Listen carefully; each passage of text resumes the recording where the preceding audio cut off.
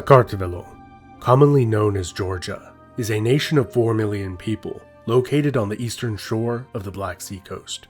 It is nestled between two of the most formidable mountain ranges on Earth, the Greater and Lesser Caucasus. Georgia is bordered by the nations of Armenia, Turkey, and Azerbaijan to the south, while Russia looms over the north. Iran is also nearby. On the larger regional level, Georgia lies between Eastern Europe and the Near East. Georgia is sometimes confused with the American state of the same name. While the state was named after George II of Great Britain, the origin of the country's name is a little more ambiguous. For many centuries, it has been commonly believed that the name was derived from the country's patron Saint George, the Dragon Slayer, while most modern scholars hypothesize that the name is derived from a transliteration of the Persian word for wolf, with the country's name meaning Land of the Wolves. Kartvalians, the country's native name, means Land of the Kartvalians. The Kartvalians are the indigenous people of the region, predominantly descended from those that have lived there since prehistoric times. More than 8,000 years ago, the fertile river valleys in this geographically isolated region provided a haven for growing a wide variety of crops, including grapes. Wine residue, found on ancient Georgian pottery fragments, is the earliest evidence of the delicious beverage found anywhere in the world. Additionally, cows and pigs were also widely cultivated throughout the territory of what is now Georgia during prehistoric times. As the Proto-Kartvalians enjoyed their wine and steak dinners, a succession of imperial states to the south began raiding the prosperous land. The Hittites, Assyrians, and the Kingdom of Urartu all launched campaigns into the mountainous region. They successfully extracted tribute of livestock and metals, but were never able to dominate the land. In response to the foreign incursions, the Diowehi tribal union formed for mutual defense. Over time, the battered border tribes became dominated by the interior kingdom of Chalkis, which consolidated power over much of the tribes by the mid-8th century BC. Chalkis traded gold, iron, copper, timber, honey, and wine with the Greek merchants who braved the long voyage to Chalkis. To the early Greeks, the kingdom was viewed as being at the edge of the known world. Chalkis became famous for its peace and prosperity, as typified by the legend of Jason and the Golden Fleece, where a fancy sheepskin magically brought great wealth to the kingdom, before Jason stole it. Around 550 BC, the Persian Achaemenid Empire was the first imperial power to conquer and incorporate the region.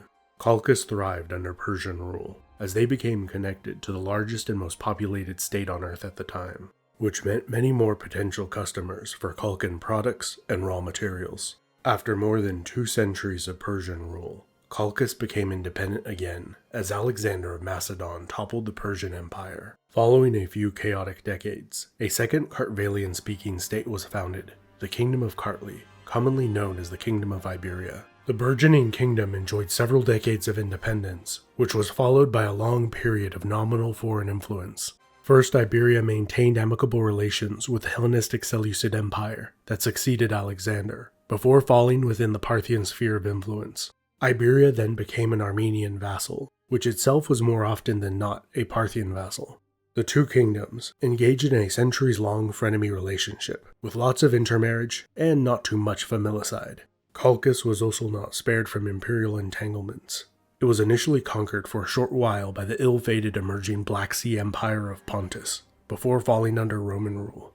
Landlocked Iberia quickly developed very friendly diplomatic relations with the Roman Empire, who built fortifications for them at strategic locations. Their king was called Friend of the Caesars in a surviving inscription, and the people were called the Roman-loving Iberians, perhaps in contrast to the Iberians who didn't love the Romans so much, which is what the Romans called the original inhabitants of what is now Spain. Iberia's relationship with Rome gave them leverage in their rivalry with Armenia. For 300 years, Armenia was usually the stronger power, the most notable exception being Pharasmanes I, who was able to exert control over Armenia and Albania. Not that Albania, but its doppelganger in the Caucasus. This Transcaucasian empire in the making was short-lived, and the Parthians helped Armenia defeat Iberia. During the more than 2 centuries of war between Rome and Parthia, the region was often the battleground for their rivalry, and the stage for their political intrigue. Colchis became fully incorporated into the Roman Empire as a province, before reverting into a semi-autonomous vassal kingdom called Lazica. Meanwhile, Iberia successfully leveraged the delicate balance of power between Rome and Parthia to gain full independence from Armenia.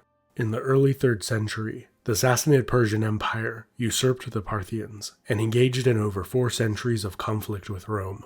During this time, Christianity became widely adopted in Lazica and Iberia, with the latter making it the official state religion in the 4th century. In the face of overwhelming force, Iberia became a Sassanid ally. They later returned to the Roman way for 60 years, before being reconquered and forced into vassalage. Lazica was typically outside of the danger zone for the majority of the wars fought between Rome and Persia, before it became the venue for a 20-year-long war. The Persians managed to conquer Lazica, but relinquished control of the kingdom in return for a yearly payment. Afterwards, Iberia's relationship with the Sassanid Persians gradually soured, as Zoroastrianism was made the co-state religion with Christianity. Discontent culminated in a series of rebellions which ended with Iberia being disestablished in the year 580. The Kartvalians continued to rise up in rebellion over the following decades, as Rome and Persia continued to wage war on each other, and its territory was split between Persia and Rome. Then, the Arab invasion and rapid collapse of the Sassanid Empire allowed Iberia to reunite. Shortly afterwards, Lazica rebelled against the ailing and overburdened Eastern Roman Empire, establishing its independence, although Constantinople's influence was gradually reasserted. In the mid-730s, Lazica and Iberia were able to team up and defeat an Arab invasion. However, the land was devastated. Crops, cities, and towns lay in ruin, while the nomadic Khazars from the north raided the countryside for several decades. In the 770s, the Principality of Abkhazia united with the Kingdom of Lazica through diplomatic marriage and established the Kingdom of Abkhazia shortly afterwards. While Abkhazia solidified its power and rebuilt the region's economy and infrastructure, the Iberians were not so lucky. For exactly 3 centuries, the kingless nobles of the Principality of Iberia endured the brunt of foreign invasion. They managed to maintain a degree of independence, protected by their remote mountain citadels, while their capital of Tbilisi was conquered and re-established as an emirate, which acted as the Arab base of operations in the Caucasus. They survived as a fractured, malcontented, and rebellious tributary for a succession of Arab empires, while suffering nomadic raids. By the late 9th century, nearly all of the Iberian nobility had been hunted down, slaughtered, killed in battle, or had been executed by the ruling Arab dynasties to the south. This left a power vacuum that was filled by the surviving Bagratid dynasty. The family slowly consolidated power and re-established the Iberian kingdom in 888. Throughout the 10th century, the kingdom became divided between 3 competing branches of the Bagrationi family. By the end of the century, David, Duke of Tau, became the most powerful Bagrationi warlord in Iberia. He successfully raided and extracted tribute in nearly every direction, and sent troops to take part in 2 Byzantine civil wars, during which time he gained and lost a large Byzantine border region. Through diplomacy and war, David arranged for his adopted son Bagrat to inherit both thrones of Abkhazia and Iberia. David was slain by a glass of poisoned communion wine. 8 years later, Bagrat III united both Kartvalian kingdoms into the unified kingdom of Georgia in 1008. He secured his new nation's borders by allying with the Armenians to the south. Together they raided the eastern emirates and extracted tribute from them. To ensure his son George had a smooth succession to the throne, Bagrat imprisoned several of his potentially rebellious cousins. George I was ambitious. When the Eastern Roman Emperor Basil was busy slaying Bulgars in the west, George was able to annex the lands of Tau from the Byzantine Empire in the east. A few years later, this temporary success was reversed when met with the full force of Roman might. After George's death, the Georgians continued to squabble with the Romans. This is when the Seljuk Turks arrived. For decades, the Turks dealt the Romans devastating defeats, while the battered Georgians paid tribute. Until David IV stopped paying tribute to the Turks, and later decisively defeated the Seljuk Empire in a major battle. He restored the Georgian kingdom's prosperity and greatly expanded its territory. David the Builder transformed Georgia into a great power and began the country's golden age, which came to a height during the reign of David's great-granddaughter, Tamar.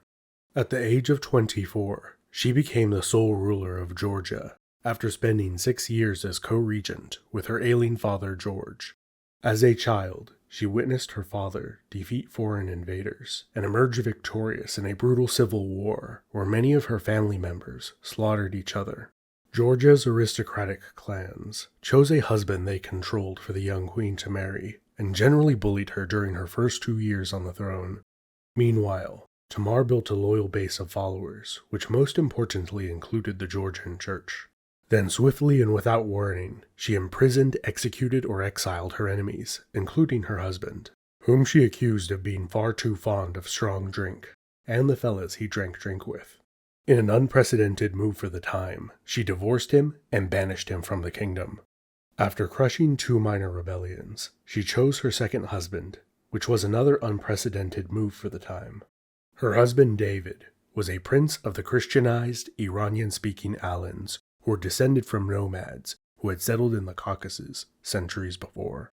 Although subordinate in rank and authority to his wife, David was steadfastly loyal to Tamar, and a talented military commander.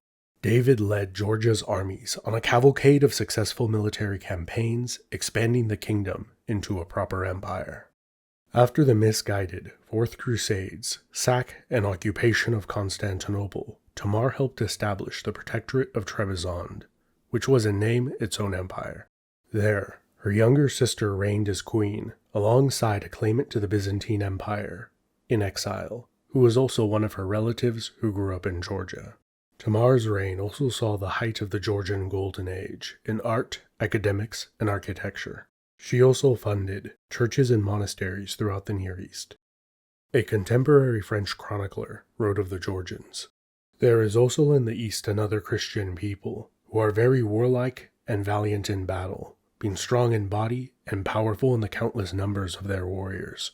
Being entirely surrounded by infidel nations, these men are called Georgians, because they especially revere and worship St. George. Whenever they come on pilgrimage to the Lord's Sepulchre, they march into the holy city without paying tribute to anyone, for the Saracens dare in no way molest them." With the remnants of the Byzantine, Eastern Roman Empire in serious decline, Tamar stylized herself as the defender of all Christians in the region. Among Tamar's many titles were King of Kings, Queen of Queens, Shah and Shah, Autocrat of all the East and West, and Champion of the Messiah. Shortly after her death, the country was repeatedly invaded by the Mongols, and the empire shrank into its core territories, and then fractured. During the 14th century, Georgia had recovered, pulled itself together, and began to prosper again. Then, the warlord Tamerlane led 8 Turco-Mongol invasions into the country. A devastated Georgia fractured into several small squabbling states in the aftermath. During the 15th century, the borders of these states constantly fluctuated, fell apart, and reformed. In the 16th century, these states became dominated by the Ottoman Turks in the west and the Safavid Persians in the east. The region became the battleground for these great powers.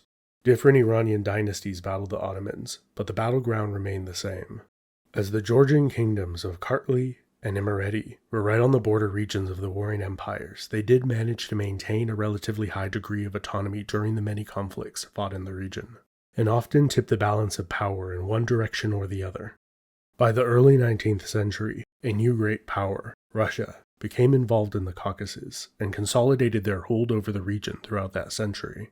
When the Russian monarchy was toppled in the early 20th century, the Caucasus went through several different governmental iterations in a short period of time, before the Democratic Republic of Georgia was established in 1918.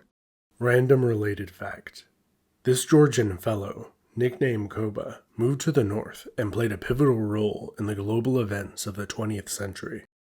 3 years after it was established, the Russian Soviet army invaded and established the Georgian Soviet Socialist Republic. This lasted until the fall of the Soviet Union in 1991, when the modern state of Georgia was established. A civil war soon followed that lasted for 2 years, which ended with the creation of the de facto states of South Ossetia and Abkhazia. In 2008, Russia invaded and established military bases in Abkhazia and South Ossetia. Today, Georgia is still an industrious land of strong people that make great wine. Also, if you are from Georgia or have visited there, what is your favorite thing to do or place to visit there? Or favorite local dish to eat? Let me know in the comments. I'd love to hear what you have to say. And a big thanks to my awesome patrons over on Patreon. This has been Epimetheus. Thank you so much for watching.